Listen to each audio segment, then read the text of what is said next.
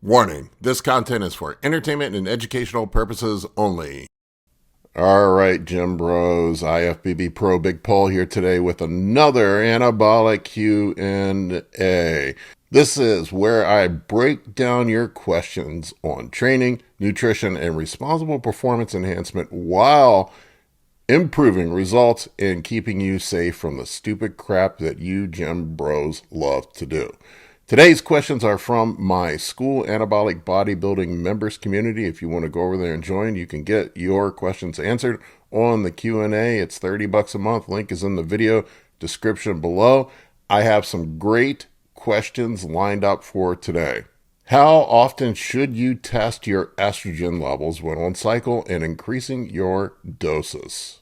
Should you lower your training intensity as calories drop on a contest prep? What's the smartest way to evaluate weight gain post-show, the scale or pictures? Can a low-fat diet be the reason for crashing HDL levels? And we're going to dig into those questions and more in just 1 second.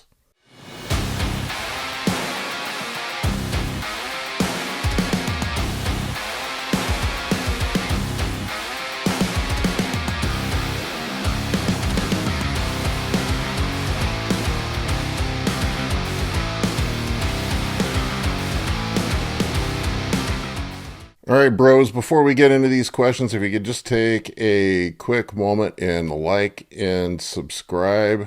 Like this video, subscribe to the channel. I got a lot of people watching and not a ton of people subscribing. If you want to help support me and help the channel grow and spread the good word, subscribe to the channel. I really would appreciate it.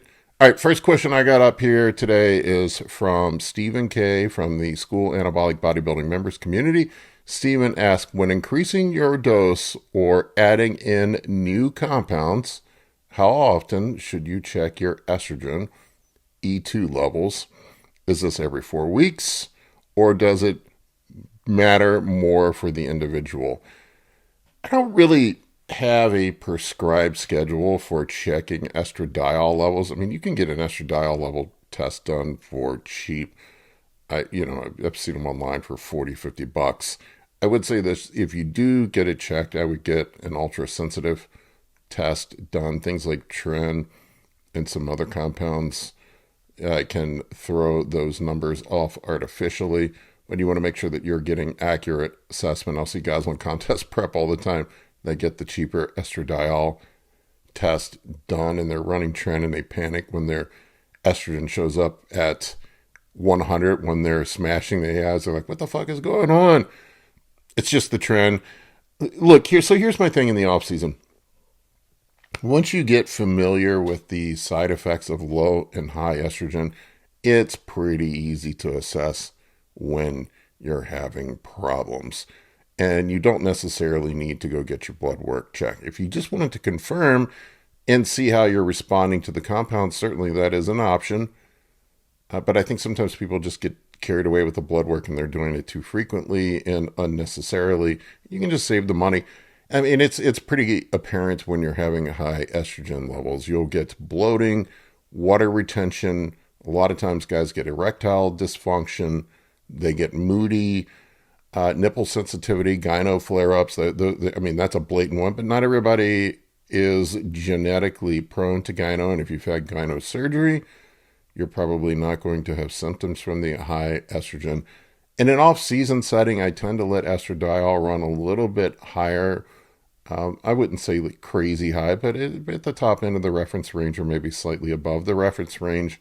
So I get the benefits of improved lipid metabolism and some of the neurocognitive benefits. But there's this belief amongst bros that running super physiological, super high levels of estrogen is somehow beneficial. I've not found that to be the case.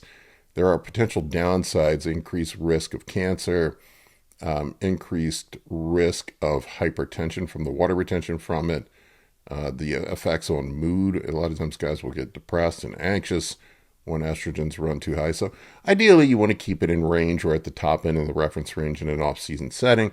If you notice those symptoms, a lot of times I just simply treat those symptoms by adjusting doses or using a small amount of an aromatase inhibitor. I know a lot of guys are terrified of aromatase inhibitors, artificially so. There's no reason to be. It's really the low estrogen from smashing aromatase inhibitors that's the problem, not so much the aromatase inhibitors itself. But you can use other compounds to modulate estrogen, such as permobolan or equipoise would be another option. But really just pay attention to the side effects. Low estrogen's pretty clear as well. You'll start getting joint and connective tissue pain, low sex drive, low energy, night sweats. A lot of times you'll have hot flashes at night when you have low estrogen, and you just feel apathetic and really just numb to the world when estrogen gets low. And this happens on contest prep. It's just part of the end of contest prep. Anybody who's prepped for a show knows this and knows how it goes. But I would just pay attention to side effects, adjust accordingly. And if you're curious, you can get blood work done to confirm those side effects and see where you are at. All right, next question is from Eric L. He says, I'm a month out from my first bodybuilding show and carbs are basically gone. Should I lower training intensity to 50 to 70% of normal, or just go by feel and focus on getting a pump? It depends on what you're defining as training intensity. If you're talking about lowering your weights, I would not do that. So when you get towards the end of contest prep, you will notice that performance in the gym decline. A lot of guys freak out and think they're losing muscle. There is a potential to lose muscle when we get into a situation where we are in gluconeogenesis, where our body starts converting protein structures into glucose for energy. Yes, we are at risk of losing muscle in a situation like that. That's why I always leave a little bit of carbs in, except in extreme circumstances where we need to pull calories, and it's the only place left to pull calories. But in an ideal world, I like to leave a little bit of essential fatty acids in. I like to leave a little bit of carbohydrates in around the workout window and pull food elsewhere. On non-training days, sometimes I will take people down to 0 carbohydrates, but we want to manipulate how the body uses and partitions its energy to maximize performance in the gym and minimize the risk of muscle loss. Now, with that said, part of the reason why you hang on to muscle is from stimulus, and you still want to provide an adequate stimulus. Don't confuse glycogen depletion and having the gas tank empty with needing to pull things back. A lot of times you'll lose some rep strength. This is what I'll notice. If you'll lose, like let's say if you're doing X exercise for 10 reps at 100 pounds, and suddenly that drops down to 7 reps, you haven't lost muscle. It's just the gas tank is empty, and you don't need to adjust your performance because of it. Now, what I will say, as you get leaner, as you crush your estrogen and do some of the other things that happen at the end of contest prep, you do have to be mindful of being insane with your training. I see dudes trying to crush PRs.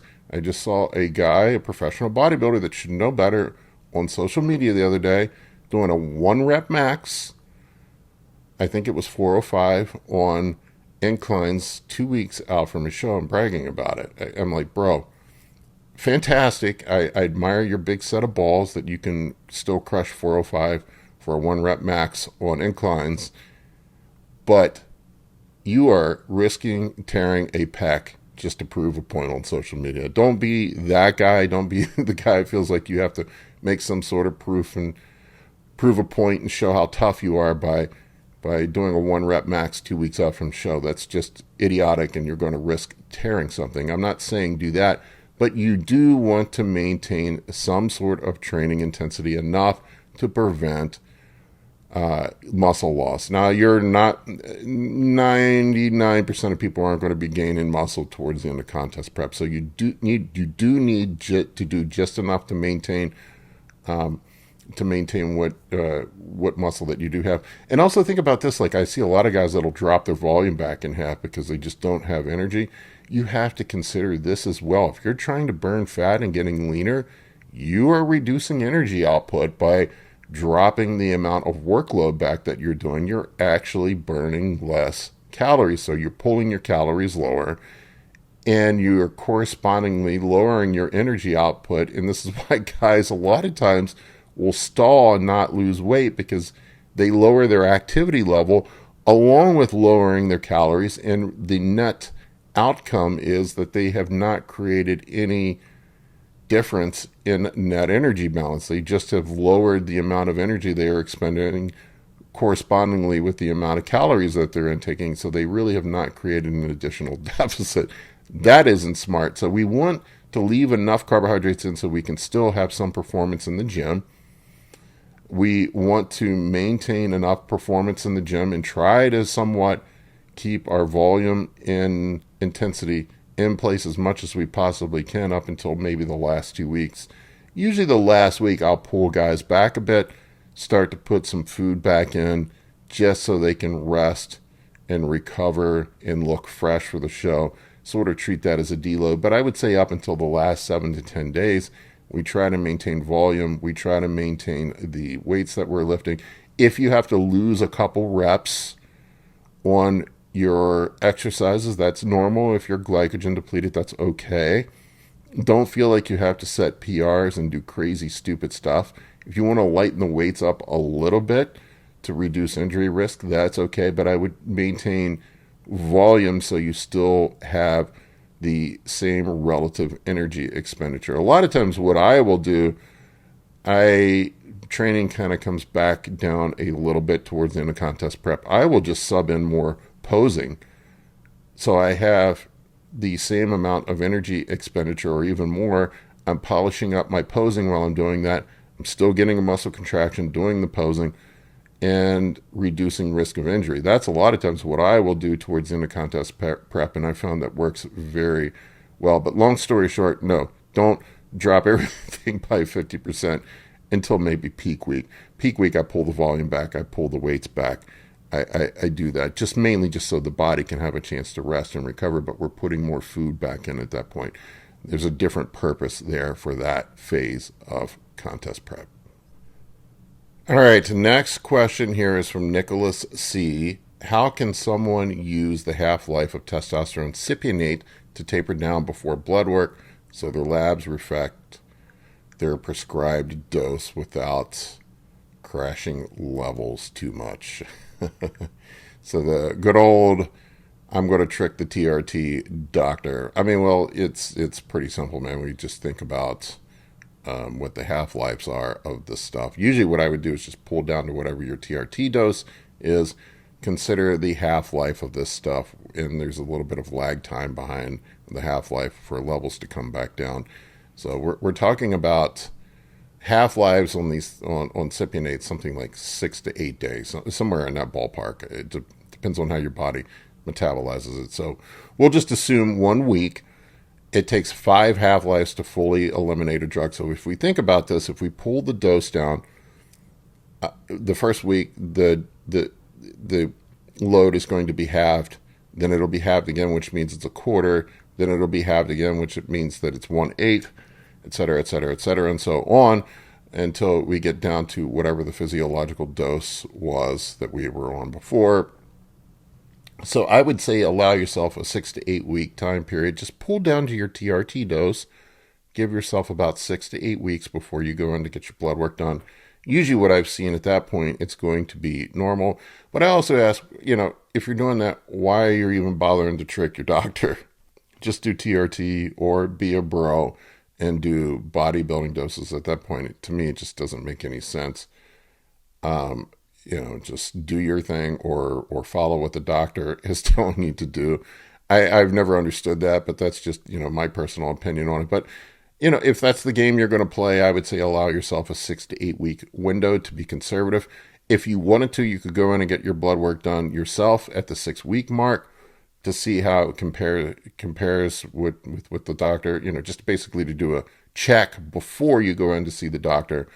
But to me, it's silly to play that game with the doctor. Either do what they're telling you to do or go on your own and do your own thing. That would be my advice. All right, next question from Brian D. from the School Anabolic Bodybuilding Members Community. Brian has a diet question about sustaining glucose levels while you're training. And this is a problem a lot of guys have. They end up going hypo while they're training. I have my theories on why this happens. Brian says, do you recommend adding a small amount of healthy fat like almond butter in a pre-workout meal? And if using rapid insulin, should fat be removed to keep digestion fast? Well, I think a lot of times what happens in this pre-workout window, and I see a lot of guys that end up going hypo during their workout, what they're doing is they're pounding a bunch of simple carbohydrates, rapidly digest, rapidly absorb carbohydrates. They'll eat breakfast cereal, they'll eat candy, they'll do high sugar content stuff. It's not so much that the carbohydrates are a problem and that you need to add fats in them. It's your choice of the carbohydrates and how rapidly those carbohydrates get absorbed. So, for example, if you, let's say you do Frosted Flakes pre-workout, which I know dudes do with some milk, whatever your choice would be, and you have this rapid rise in glucose levels, and there's a corresponding dump in insulin, and because the glucose levels rise quickly, your body thinks that there's going to be a huge incoming surplus of glucose. It releases too much insulin, and then what you have is this reactive hypoglycemia where glucose levels drop and you go hypo because your body has overproduced insulin. Now, if you're taking exogenous insulin on top of it, that even compounds it and makes it even worse. That's the mistake that guys make. It's the choice of the carbohydrates. Now, there's this notion that taking some fats with it does slow down digestion of certain things, which can be true if you're using more complex carbohydrates. It'll slow it down a bit. But, if you're pounding Frosted Flakes and eating almond butter with it, it's not really going to slow down the absorption of that glucose that much. It may make a little bit of a difference. But then what you end up with is a state where you have high insulin levels, high amount of simple sugars, and you're taking in fats with it. And the combination of simple sugars and fats often leads to fat deposition from those fats. That's the exact, especially if you're taking insulin, that's exactly not what we want. Now, sometimes I will have guys that still eat, say they eat rice or they eat cream of rice and they end up going hypo during a workout. Sometimes I will put a little bit of nut butter in their pre-workout just to slow things down a tad. That does work a bit. Now, I think there are better choices. What I will do with carb cycling in situations where guys are not using insulin, I will mix a more complex carbohydrate or a starchy carbohydrate, a slower absorbing carbohydrate with a simple carbohydrate. I do a 50-50 mix of simple sugars with starchier carbs that are going to be slower absorbing. So we do get that spike in insulin. And then we have a sustained absorption of the more complex starchy carbs that are going to keep us at a level that is more sustainable during workout, and you hopefully shouldn't be going hypo. Now, on top of that, what I do like to do is add in highly branched cyclic dextrin to an intra-workout drink. This is going to prevent you, it's a slow-absorbing carbohydrate.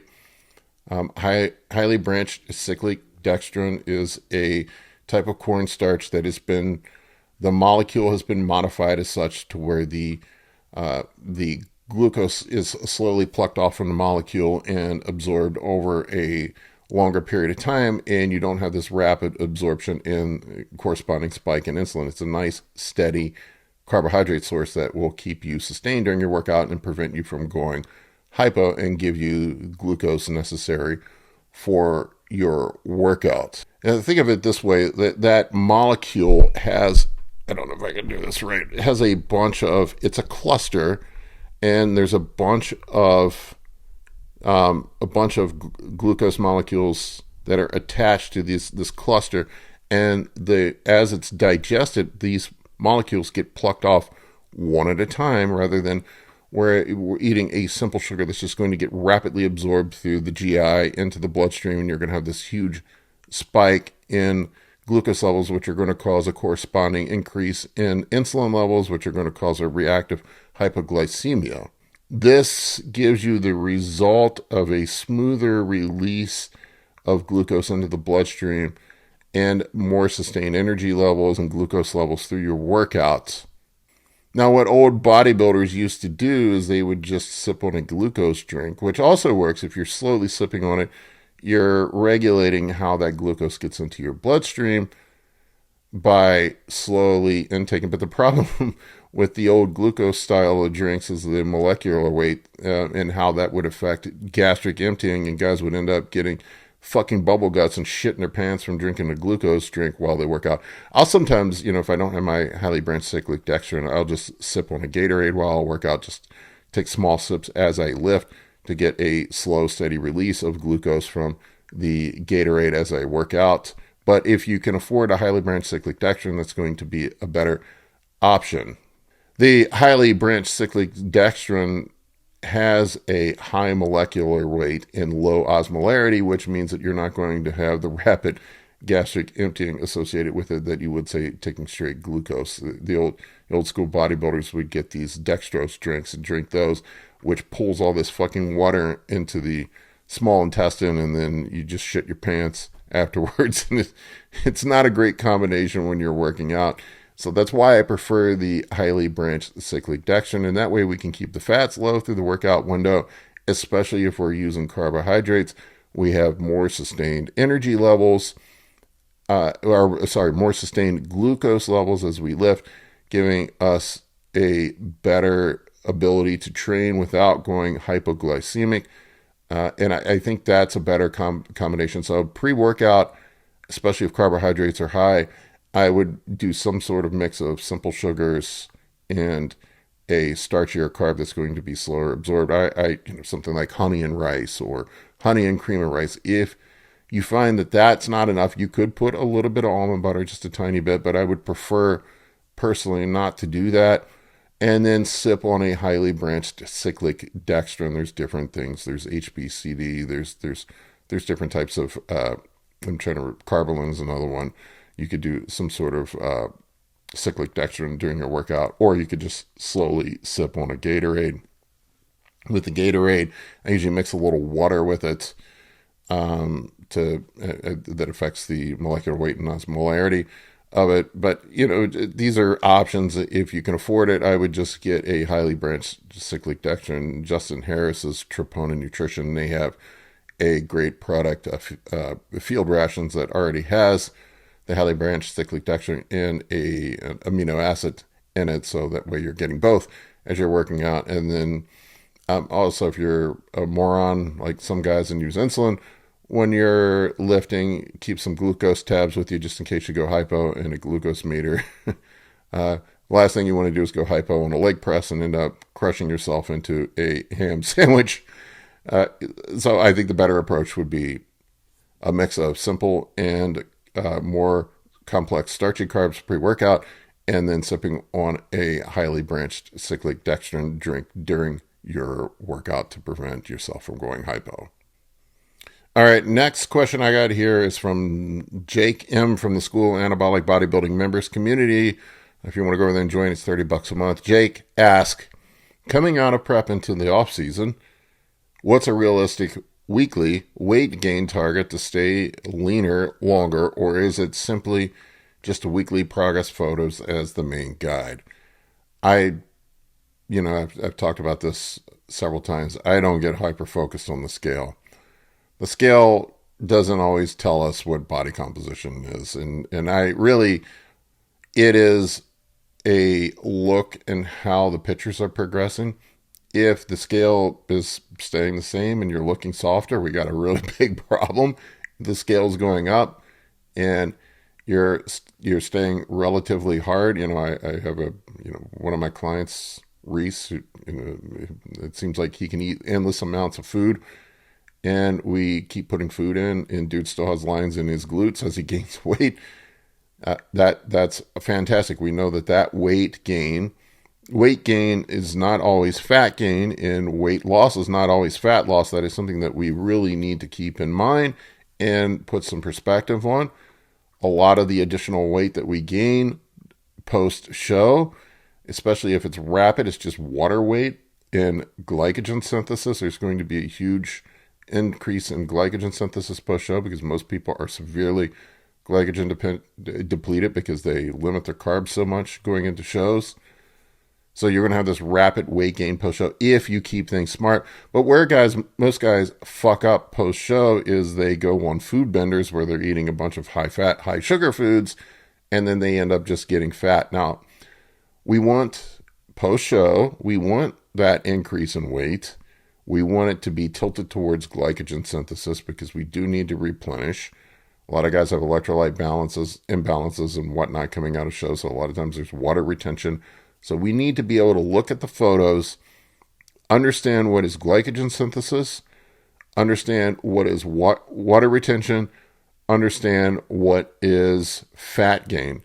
Now, you can use tools like DEXA scans to assess where that weight gain is going. Now, I'm not saying a DEXA scan is the gospel on what's going on, but periodically you can get one done to see where you're at. I usually like to have one going into a show and then maybe 6 to 8 weeks post-show. You don't want to be irradiated all the time.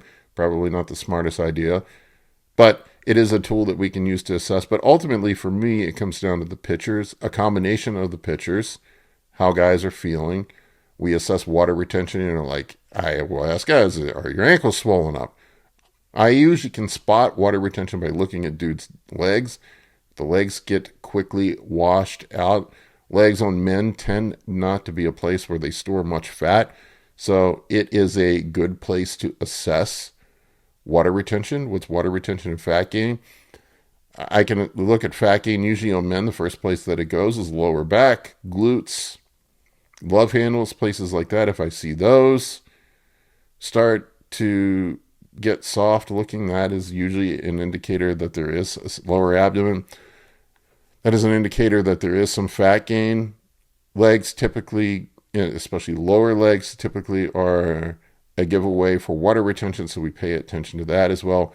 And it is a combination of the scale and the pics that we use to assess where body composition is at. But once again, I have to reaffirm this and pound this into people's heads. Weight gain doesn't equal fat gain.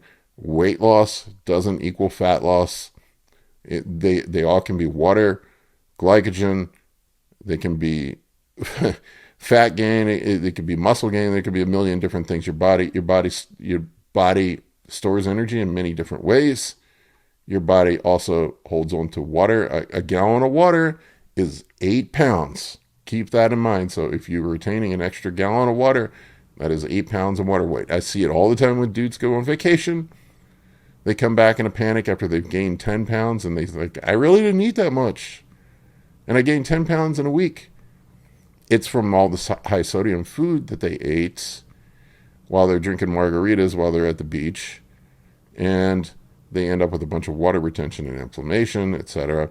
And it usually washes off in a few days. You don't gain or lose 8 pounds of fat in a week unless you do something seriously drastic. Let's just do some math on it. We can think about it. 8 pounds of fat gain in a week. I'm trying to do, what is that, like 28,000 calories in a surplus? You'd have to go on a serious fucking bender to do that. Same thing with that, losing that much in a week. It's most likely just water and glycogen, etc. So, long story short, combination of pictures, photos, assessing water retention, fat gain, glycogen synthesis, all that jazz. That's how we monitor things post-show. All right, next question here is from JR. JS is EQ, more hair safe than Primo when stacked with test? And is there any evidence comparing their 5-alpha reductase binding? I guess on paper, since EQ reduces to dihydroboldenone, that it could be potentially safer for hair loss. Primo is already reduced.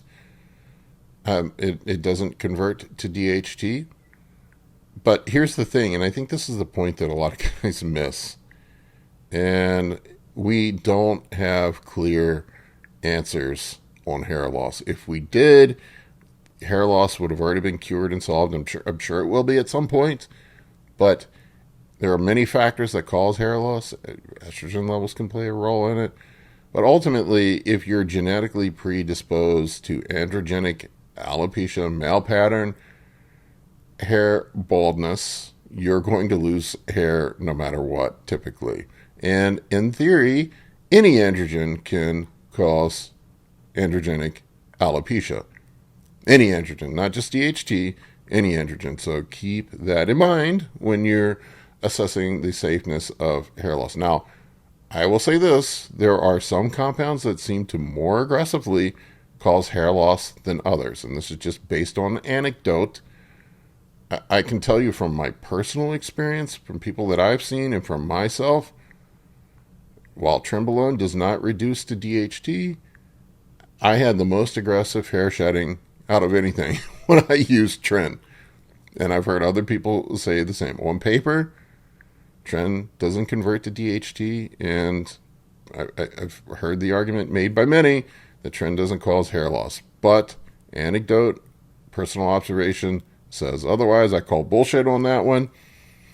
And anybody who makes declarative statements on which compounds cause more or less hair loss, and this compound's hair safe and this one is not hair safe, they're just guessing and they're making shit up.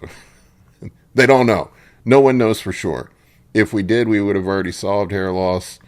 We would have cures for it. These guys are just making shit up. They're making statements about stuff that they don't really know for sure. And this is why we can't speak in absolutes when it comes to this sort of stuff, because so much of it is subjective. So much of it we just don't have solid data on other than anecdote. But ultimately, what I will tell you is if you're genetically predisposed to hair loss, it's probably going to happen no matter what. You can slow it down. You can keep it at bay for a certain amount of time, but ultimately your genetics are going to catch up with you if you're playing with this stuff. You can look at the guys that talk about claiming to have cracked the code for hair loss, and most of them are fucking bald. Or they've had hair transplants. And there's some dudes that just, no matter what they take, they have a full head of hair. Doesn't matter what they take, they don't lose the hair. Same way with acne. There's some guys that just don't get acne no matter what they take. I'm one of those. I don't break out, ever. Once in a blue moon, I'll get a random zit, but I've taken everything. I've taken high amounts of shit. I have never once had acne in my life. I'll get an occasional zit here and there, but I just am, genetically, I'm not predisposed to acne. I don't have it. It's not my family. But everybody in my family is fucking bald. Hell, I was bald, or pretty much bald, when I was off gear. I wasn't even taking anything at that point. And I'm sure my testosterone levels, in fact, I know for sure they were in the tank.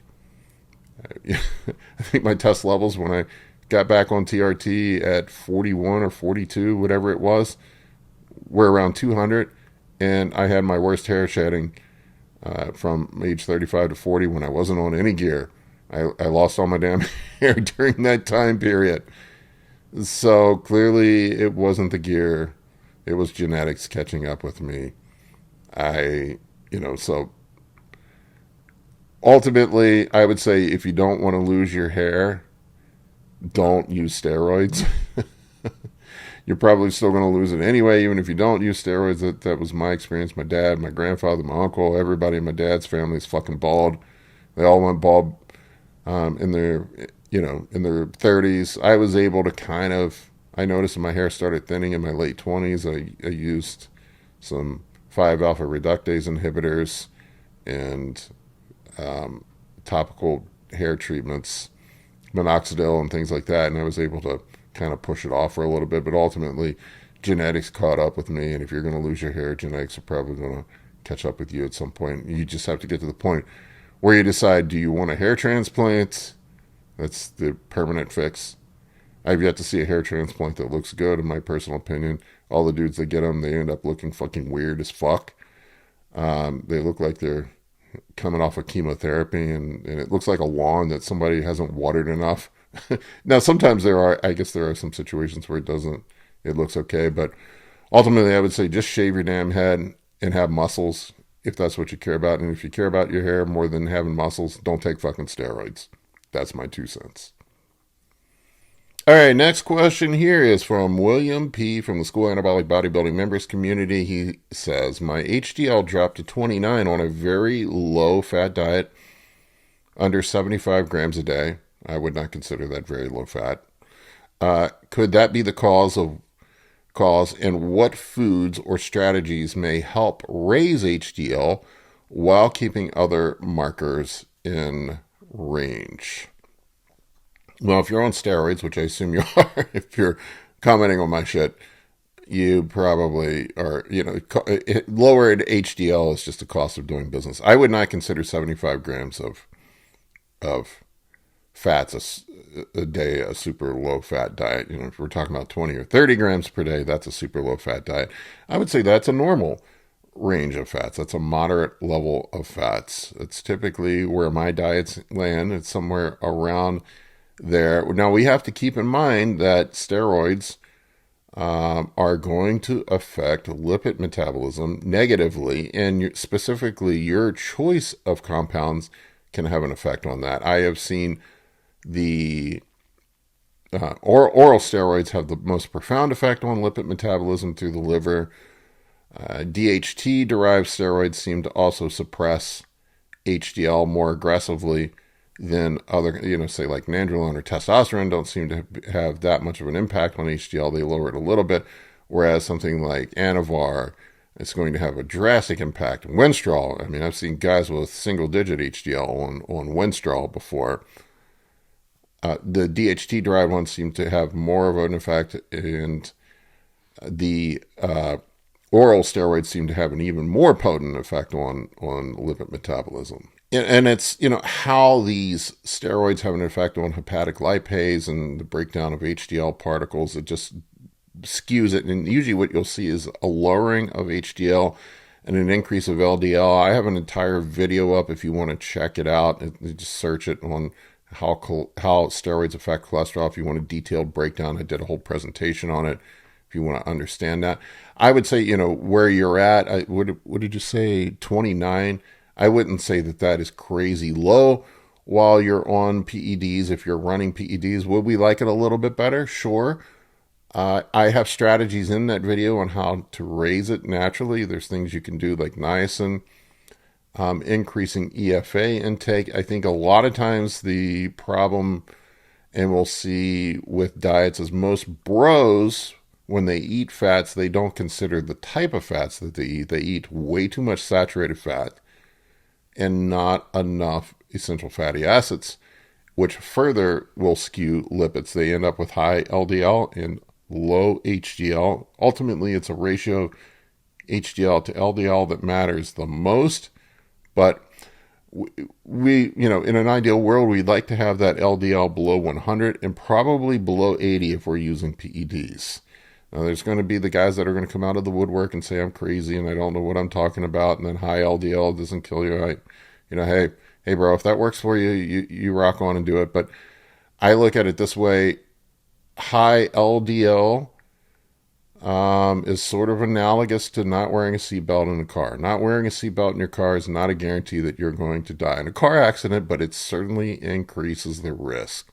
And there is a direct correlation between low HDL, high LDL, and increased risk of cardiovascular disease. And if you're taking steroids, which also have a negative impact on your cardiovascular and lipid health, you're further increasing the risk. It's sort of like driving your car at 100 miles an hour down the highway instead of going the speed limit. You're mashing the gas pedal down, which is going to further increase the risk that you're going to be in an accident.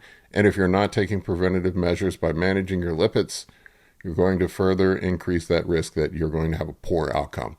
And that's the way I look at this. This is buying some insurance to keep things healthy. Now, for you specifically, I wouldn't consider that a low-fat diet. I would evaluate your choices of fats and make sure that you have plenty of omega-3s in.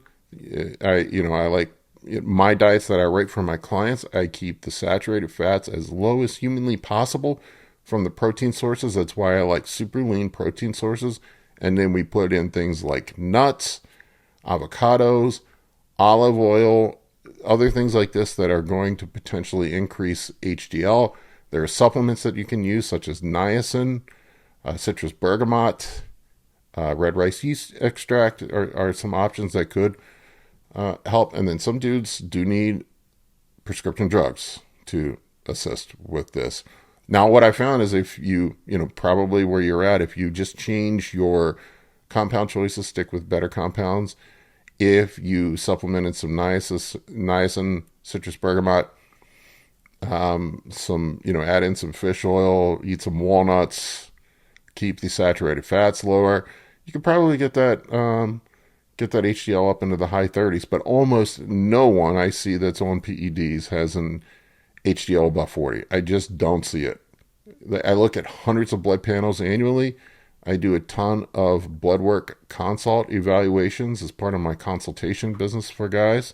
If you want to book one, you can book one on the site. I'll take a look at your blood work with you, get your cycle fixed. But in your diet, but when I look at these, I look at hundreds of them. I literally have looked, I do 15 to 20 of these consults a week. I look at hundreds of blood panels. I almost never see anybody with an HDL above 40. It's just that's on PEDs. It's just kind of the cost of doing business. You can get it up a little bit higher, but getting it above that 40 number is going to be very difficult. Now, I will say, retatrutide, I hate to keep beating this drum, I've seen some pretty profound impact on lipids from taking retatrutide. Just even a small dose, 1 milligram a week, radically changed my lipids. I have a video and post up showing my blood work. I was on statins already, and I could never get my LDL below 100 and my HDL above like a 30. And then I was able to get my HDL up to 40 and drop my LDL down into like the 70s, 60s, maybe it was. I don't remember. I think it was in the 60s with just adding retatrutide in. So that is an option as well. But anyway, keep all these factors in mind. Some of it's genetics. If you are genetically predisposed to dyslipidemia, it's going to be worse for you. Your compound choices make a difference. If you're running a lot of orals and DHT-derived steroids, it's going to affect that. If your estrogen's crushed, it's going to affect lipids. If you're eating high saturated fat and not getting enough omega-3s and essential fatty acids in, that's going to have an impact on your lipids as well. Consider your fat sources, not just the total number of fat. Where you're getting that fat from matters more than the total number of the fat. And you put all you can use some supplements as well. You put all those things together and you'll get yourself in a better spot. All right, last question here, and this sort of plays into the previous one on the lipid thing. Hassan D says, after running Primo, test and Anavar, my cholesterol and blood markers were badly skewed. We just talked about this, but are improving with supplements. How long does recovery usually take? And what might have caused the facial twitches and spasms that I experienced? I have no idea about face twitches and spasms. That's a central nervous system thing, more than likely, or an electrolyte imbalance. That's possible. Probably unrelated to the PED use, I would suspect.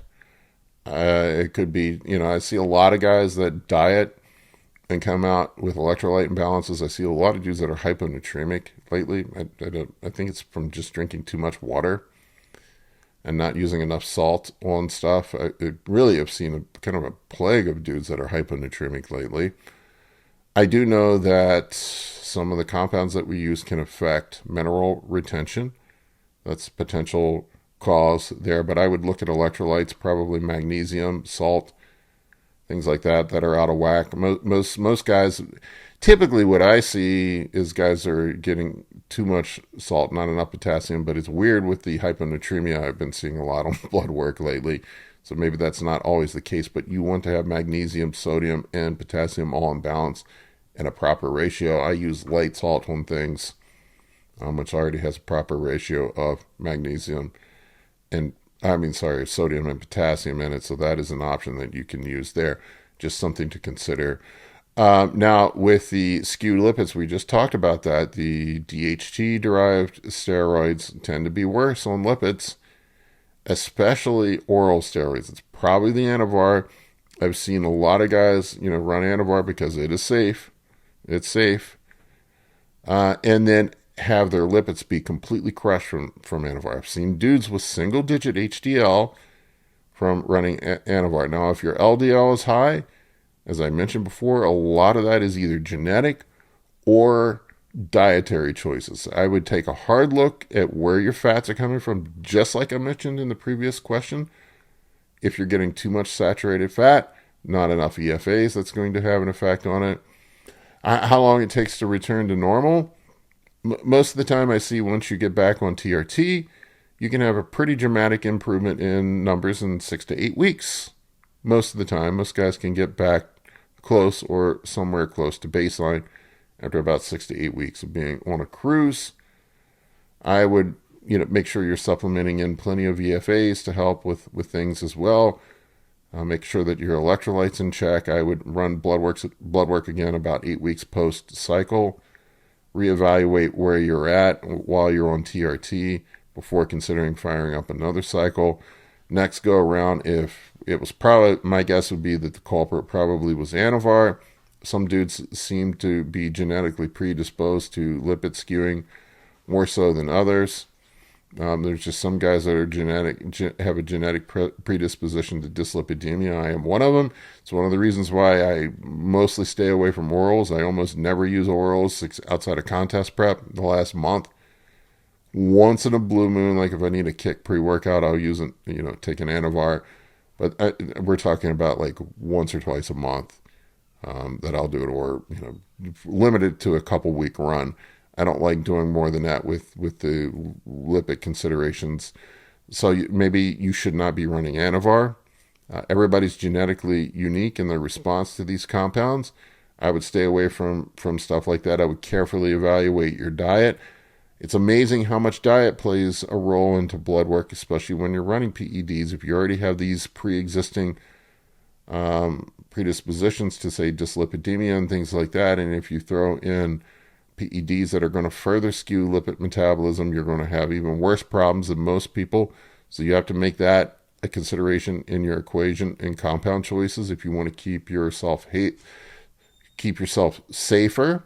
If safer use is a priority for you, I probably would stay away from orals for the most part and keep your diet super tight if you are the type of person that has problems with these types of things. Now, the face twitches, I don't think that was related to the PEDs, most likely. I can't say definitively. I'm not a doctor. That seems like some sort of central nervous system thing or electrolyte imbalance would be my guess that it was going on, and you may want to have your physician evaluate that if it continues to go on. You may want to get a full metabolic panel done to see where your electrolytes are at. I would suspect that maybe there's an imbalance in electrolytes somewhere. But that would be my guess on that one.